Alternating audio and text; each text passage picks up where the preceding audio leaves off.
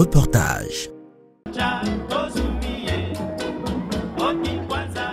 À l'occasion de la célébration du 1er août, jour de l'indépendance du Bénin, les souvenirs se mêlent aux espoirs.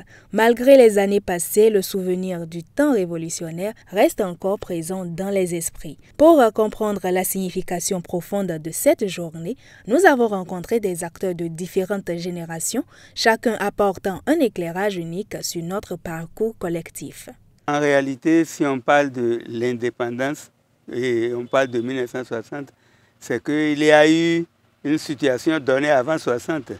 Donc, pour qu'on parle d'indépendance, il a fallu qu'il ait eu la dépendance, si vous voulez. Il y a eu une période où on n'était pas indépendant.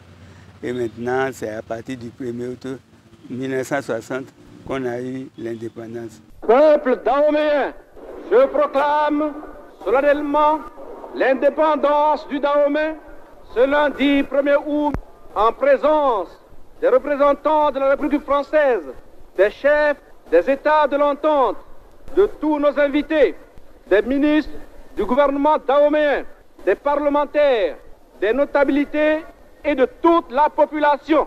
Pour qu'on puisse devenir indépendant, il fallait devenir une république. Donc le 4 décembre 1958, on était devenu République du Dahomey. On a quitté le statut de colonie pour devenir République du Dahomey ce 4 décembre-là. Et à partir de ce moment, il fallait avoir un gouvernement parce que si en 60 on sera indépendant, il fallait avoir qui sera le père de l'indépendance. Donc ceci nous ramène un peu en arrière encore pour dire que les colonies de la France qui sont sous la France en Afrique de l'Ouest, comme le Sénégal, le Soudan actuel, Mali, la Guinée, la Côte d'Ivoire, le Niger et nous-mêmes le Dahomey, ces colonies-là, les leaders, se sont réunis et commencé par réclamer l'indépendance déjà en 1958.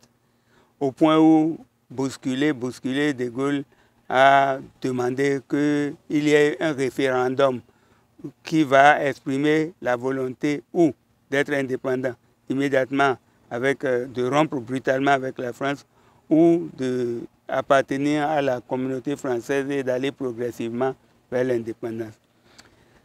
Ces référendums devaient avoir lieu le 28 septembre 1958. Et dans un premier temps, tous avaient dit on va voter non. C'est-à-dire non, on ne va plus appartenir à la France, dépendre de la France. Mais à un moment donné, ils ont dit qu'on va voter oui au dernier moment.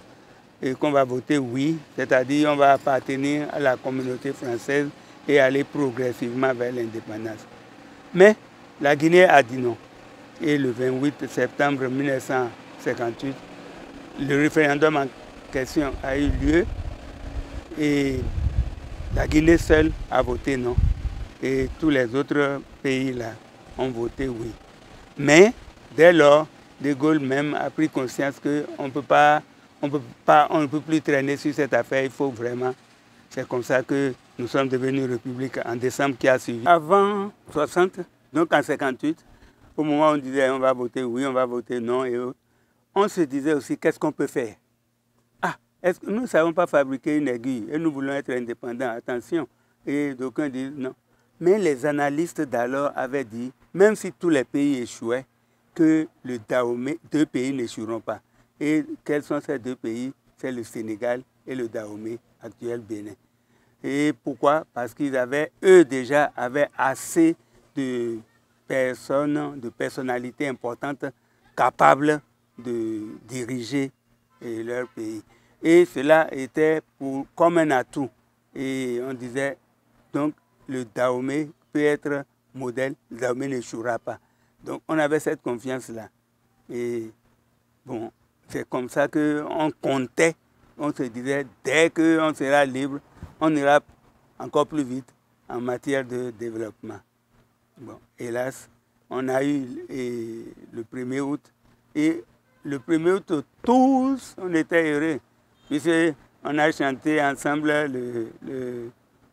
on a entendu chanter pour la première fois l'Aube Nouvelle. Sinon, c'est la Marseillaise que nous, on chantait à l'école. Et c'était le 14 juillet qui était.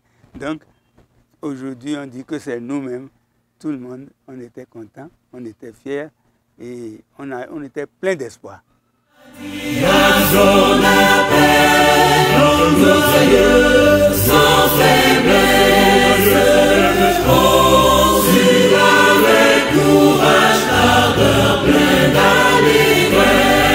Mais la relève est déjà là, la jeunesse d'aujourd'hui, bien consciente de cet héritage, exprime sa fierté et ses attentes pour l'avenir.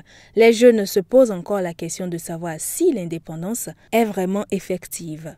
Le 1er août, c'est une date qui est ancrée dans la mémoire de tous les Béninois, comme celle du jour où le Bénin a obtenu son indépendance. C'est un jour sacré, historique pour le Bénin.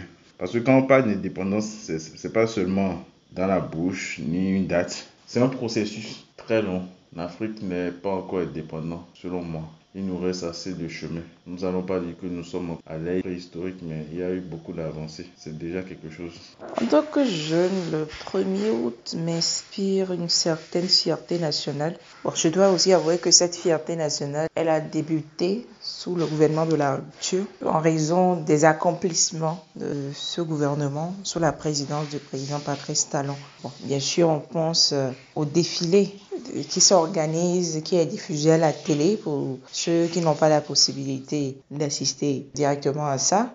La fanfare de la garde nationale, il y a tout ça. Et aussi un petit rappel de l'indépendance que nous avons acquis en 1960. On se dit que c'est un héritage à valoriser, célébrer et valoriser. Et aussi une certaine réflexion. Il faut réfléchir à la situation actuelle dans le pays. Et se poser la question de savoir si nous sommes vraiment indépendants. C'est la question que la jeunesse, je pense, parce que j'en fais partie, je pense que c'est la question que la jeunesse se pose aujourd'hui. Est-ce que nous sommes vraiment indépendants ou c'est une pseudo-indépendance que nous avons acquis? Donc, c'est tout ça que m'inspire le 1er août. Entre mémoire et ambition, la commémoration de l'indépendance reste pour beaucoup un moment de réflexion et d'engagement. Une façon de se rappeler que l'histoire s'écrit aussi au présent. Oh